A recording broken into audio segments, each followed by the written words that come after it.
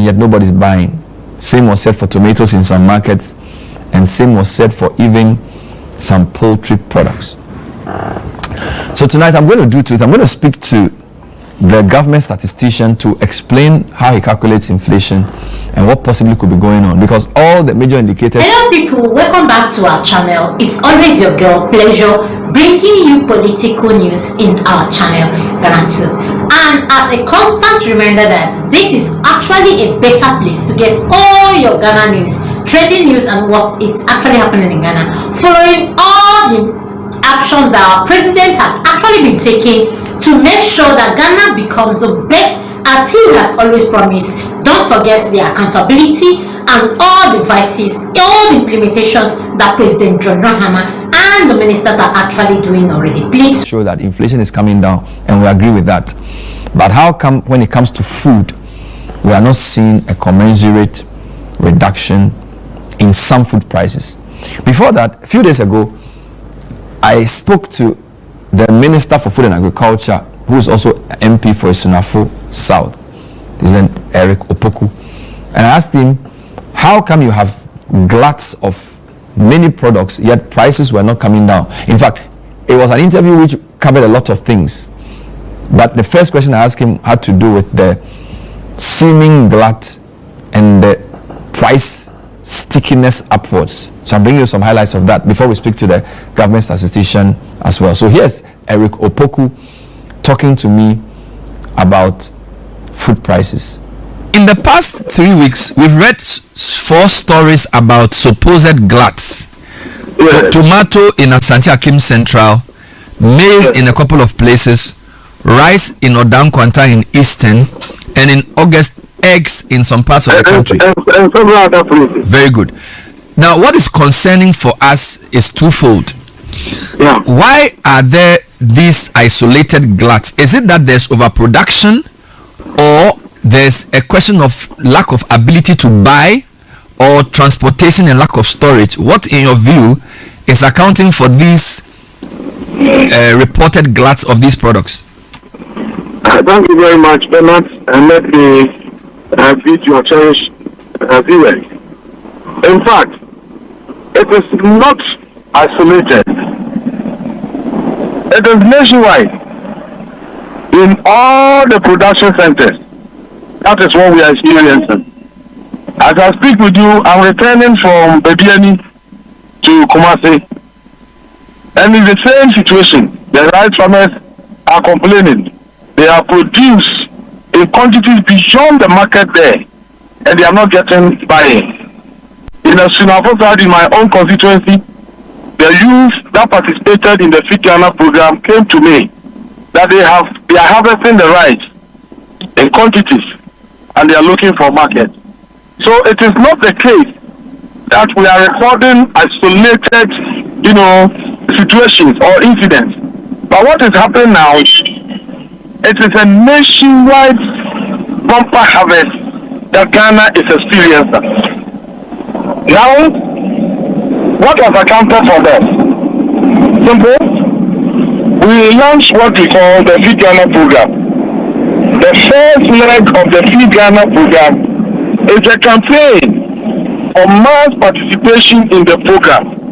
We campaign that individual households must have backyard gardens. We campaign that secondary schools must have school farms. And then from the beginning of the campaign up to today, we have on record 129 secondary schools participating. We also campaign for churches, organizations to also participate in the program. We have records of churches participating, some issuing instructions to their branches to take advantage of the fertile soil of our land to also produce something. We have also advocated that state agencies must also engage in the program. They are all participating. And you must understand that the agricultural space is dominated, it's entirely private sector led. And so when government creates that congenial atmosphere for the private sector to take advantage of, certainly you are likely to see some of these things. And let me agree that this year the weather has also been very, very favorable. And so the result of all these things should be bumper harvest, which we anticipated at the beginning of the program. And that was why we made allocations to the National Buffer Stock to get themselves ready to procure the excess, mop up the excess produce from the market, store them and release against emergencies. Now your question relates to the price, I think you asked. Yeah, I'm not even gotten to the price yet. First, I wanted for you to establish that there was actually a nationwide glut, because I have just read 4 stories. Now you are saying that one is not contestable. It is something that nobody can contest. No. Because Bernard, you know we have 2 farming seasons. In the southern sector, they start their farming season from March, and then they harvest around this period. The northern sector, they start their season from May, June, and then harvest November, December. What we are seeing now is just the harvest from the southern sector. Very soon, the northern sector harvest will kick in, and then it is going to be serious. Well, the figures we have indicate that the number of people participating in agriculture in this country has increased significantly. We have a lot of our youth participating, and even journalists participating, footballers, everybody. Agriculture is now the cynosure of our country. Everybody is talking about and everybody is participating. So certainly we are going to have some of these things happening.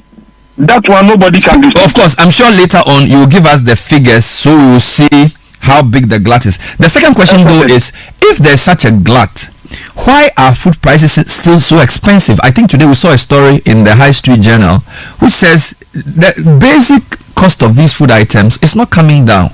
So if there's so much overproduction, why are the prices still so high? Now let me explain this. The Ghana Statistical Service in January 2023 indicated that food inflation, that's the rate at which food prices were going up at that time, was 51%. In September 2024, it dropped to 22.1%. In January 2025, it rose to 23.8%. In September 2025, it has dropped to 14.8%. Leonard, what other things are you looking at to agree to the fact that yes, food prices are coming down? But let me take this and so that people will understand me better. Now, when you go to the production point, the farmers are complaining that they were selling a truck of yam at 7,000 Ghana cedis. Now, when they started harvest, it reduced to 4,000 and it's now hovering around 2,000, 3,000 at the production point, the farm gate. Now, when it comes to the centers, the urban areas, where people don't produce, they only consume, the figures we are receiving is that the prices are coming down significantly. But there is one problem. Some of our people in the cities don't go to the Ghanaian market like Aboboshi and others. They shop from the malls.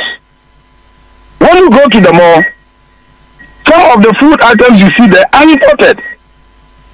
And the prices cannot be compared to the local food now, because local sources are now cheaper than the imported sources.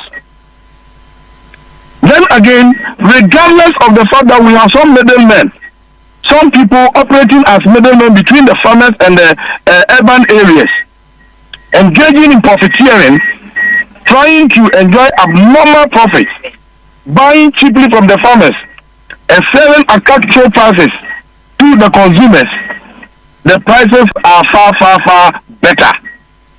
We are asking Ghanaians that we have decided to produce to feed Ghanaian people. Ghanaian people must also reciprocate our gesture by eating Ghana. Second point you made, if there's so much food a lot of my listeners go to market to buy food. Me, as I sit here, I don't buy from more. We go to Medina market to buy. We would have seen it. So if you say one of the reasons why the prices may be high is the choice of where to buy, I think most Ghanaians still go to markets to buy food. And if there's a glut, we will actually see it in the market. If you go to the market to buy tomato, you appreciate that the price has come down. Because in terms of quantities, you see it. Some people came to my office and they were testifying to the fact that they went to the market and the quantity of tomato that they bought at that price, they've never seen it before. Even in onion, people were saying it. Content everywhere. I mean, I'm talking to Kumasi. What about maize? What about maize and rice? The price of maize has fallen so significantly to the extent that when it was 1,400 last year, now we are selling at 500, 400. In some markets, in the Chiman area, the market people called, the farmers were saying that they are now selling below 400. And then we said, no, that shouldn't be. Then we should work to bring the price down. I have some colleagues, members of parliament, who are into the maize business. They procured the maize last year. They were keeping them thinking that they were going to get some profit, higher prices. Unfortunately, the price was falling so low that the MP was in my office asking that we buy the bag of maize at 500. We said no. He said at the time he was purchasing, it was 900 per bag. But now because he's not getting the market and the price is collapsing, if we can even offer him 500, it will be okay. That is last year's produce. Okay, so how we come are now harvesting that of this year? So, Minister, correct. How come poultry farmers still complain about the cost of feed? Is it that we are producing the maize that we eat and not the ones that the poultry farmers use? Because if maize is in such a glut, it should affect because maize is the bulk component of the poultry feed. We are now harvesting, and then the poultry farmers, what they use to prepare the feed, they use the thoroughly dried one. So they are still using the last year's produce, which they procured at that price. Now looking at what we have now, and the price at which the maize is being sold, certainly when they produce, next year it will bring the feed down. And we are also coming out with a lot of strategies. We are not looking at maize alone as the only ingredient that can affect the price of poultry feed. There are other things that we are looking at.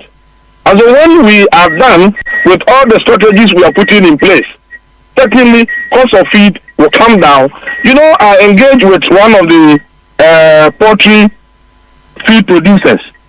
The company is located here in Kumasi. And the man said, looking at the price at which they are buying the maize and the facilities they have to dry and other things, they are going to reduce the price of the feed significantly. And we have even engaged them to produce for us and then emboss on them a Gokon Kitinkiti feed so that we can distribute to people who are participating in the Gokon Kitinkiti project. So Bernard, let us first understand that we have not seen this before. It's a blessing to this decision. Well, sometimes some things emerge. We must sustain it before we can start. This year, Minister, yourself, you participated in the campaign. We look at the agri-something that you did. Yeah, the agri-fair. The interest that you generated. The advocacy that you have done on your stadium. Yes. So this interest must result in higher production. Fair enough. Minister, if there's so much production, how come farmers are not able to store? Why is there a storage problem? Because people are saying nobody's buying. In the chain, you produce, you put in silos, you process. I agree with you. How come they need it to be bought immediately? Because this is basic agriculture, right? Most of our farmers, they don't have storage facilities. Don't forget that when you look at the farmer population in Ghana, more than 80% is peasant farmers. They produce basically to feed their homes and sell the little excess to enable them buy the few things that they want to buy. Subsistence farming. These people do not have the capacity to provide the kind of silos that will be sufficient to accommodate the production that they are witnessing. But at least in the villages, they have small means of storing food. What we are saying that we are developing the entire chain. We are developing the entire value chain from production until it gets to the table for consumption. So when you have the excess and people are not buying, buffer stock must step in there to buy that excess and then store them against emergencies. Storage is a problem because individuals do not have, but those who are into commercial farming, they have the storage facilities. But let me indicate to you, one of the farmers came to my office and said he wants to produce 30,000 tons of yellow maize, and he wanted assurance from me whether government of Ghana can buy that. I told him, yes, we are ready. If the quantity is available today, he should let us know. Right. Yesterday, he called me and said the quantity is available, and I've provided his number and details to the buffer store for them to move in there immediately to procure those quantities. Minister. So these are some of the things that we should anticipate. Fair enough. We haven't developed our agriculture to its fullest. We are still developing, and we have to do this together. But it's an indication that don't look at it as a challenge alone. It is also an opportunity for investment. Very good. If we don't have solid facilities, can Bernard and others advocate for interested business guys, prospective business guys to also participate in that area, put up solid facilities like a colleague of mine is doing in the Bono region? All right, Minister, two points, and thank you so much for your time. Last year we had a dry spell, 2024, which gripped at least 8 of our 16 regions.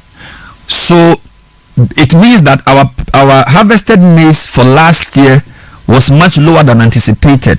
So we need to put this year's production in context compared to last year, because we had a dry spell last year and you had good weather this year, and your government programs have increased production.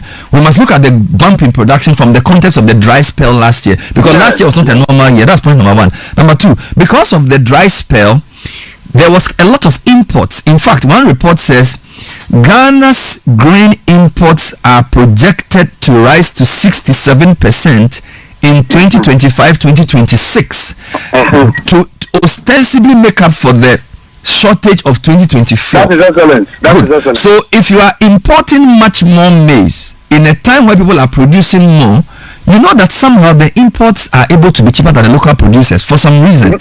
So maybe one of the reasons why the farmers are struggling is that maybe for rice, for example, the imports are much cheaper, and therefore people cannot patronize the local one, and this could translate to others as well. So the question of the imports should also be seriously looked at. I agree with you that last year, because of the dry spell, there were a lot of import of rice and maize into the country. But don't forget that last year the exchange rate was higher. So regardless of the fact that they were waiving taxes on those imports to make up for the shortfall, prices of those items are still high. They are higher compared to what we are harvesting now. Now, in the case of the rice and other things that you talk about, we distributed rice seed to our farmers across the country free of charge. It was a deliberate intervention to increase rice production. In fact, in all the communities I have visited, what they tell me is that the type of rice we gave them has been the best, and they want us to give them more. Now, and then also because of the campaign, I've told you earlier on that many young people, men and women, boys and girls, have participated in the space, and they are producing in those quantities. Today, I can confirm to you that the price of local rice is cheaper than the imported one in our market. But then, Ghanaians must understand this. We cannot continue to be moochers, trying to get everything free, borrowing and not paying. No. We must understand that nobody will come and fix this country for us. We must do everything on our own. If you go to the market and you see local rice and then imported rice, and you choose to buy the imported rice, you are creating jobs in the country where the rice came from at the expense of your own people. If the jobs have been created here, your children, my children, grandchildren, neighbors, siblings, whoever will be employed, and we build the economy together. So it is part of the education that we are working on. But now, I also have instances where some of these importers have come to me that they have the maize, they imported them. Nobody is buying. In fact, they are losing their investment. Is it the case that we can do something about it? I told them, we are not in to buy imported rice. And so they should hold on. Right. You know, immediately we assume office, there was a case that happened. I've never shared with the media. Once you have pushed me, I will share with you. Ghana, as part of the measures to make up for the shortfalls caused by the dry spell, they had arranged with ECOWAS to borrow additional rice and maize. And so ECOWAS came to me that they wanted to lift the grains from Burkina Faso to us. But because of the political turbulence in that area, they are not allowed to even step there and then let alone moving rice from that country. And so they wanted to discuss with me how we can make out for the shortfall. I asked them to give me 2-3 weeks to do some consultations. I spoke to some of the churches, and one church invited me to their farms. And they told me that, look, these are quantities of rice that we are storing against emergencies. They had more than 40,000 bags in one area. And then they told me that this area, they have this quantity, that area, they have that quantity. So I shouldn't be afraid.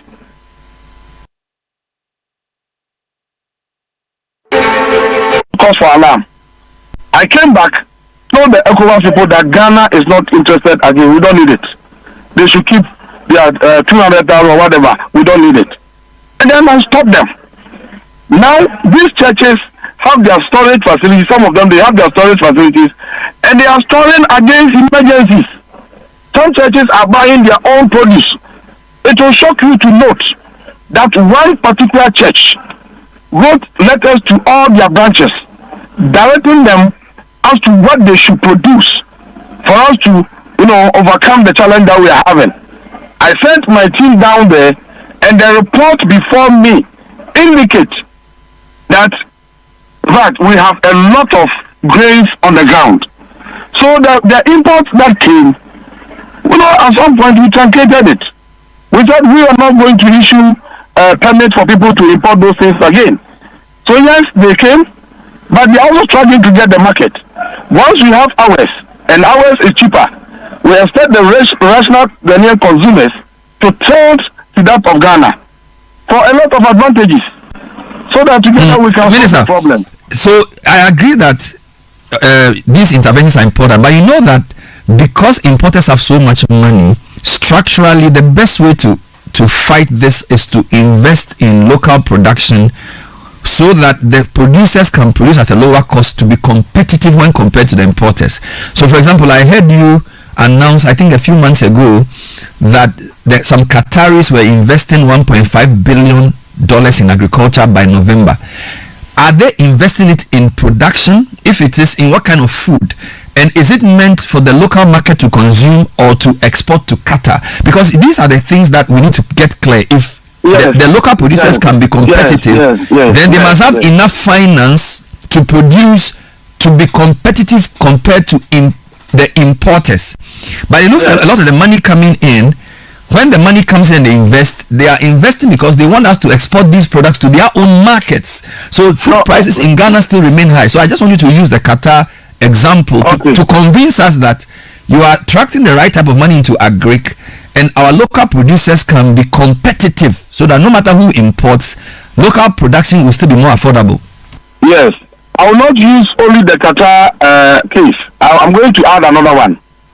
We have the Italian company called BF International. They are now in Bato. They are doing 10,000 hectares. They are producing rice. They are producing maize. They are doing tomatoes and soya. When I went to Italy, I mentioned you there. I single you out for the special role you are playing in the agricultural space. For the time you took to mobilize Ghanaians, to create awareness, stimulate interest in agricultural production. It is a commendable effort that we say everywhere. We mention everywhere. You went to Italy without me and you mentioned me there. And you said you took me to Italy. You mentioned me there. So I was here and you were there. And you were mentioning me there. And you said you took me there to show my face. Bernard, you know, I didn't take you there, but I mentioned you there. It means that you are working for the people. Because even after your death, your legacy will linger on. And that is most important. No, you're a big man. So I'll see you in November again to do part 2 of the agri fair. We will push agri.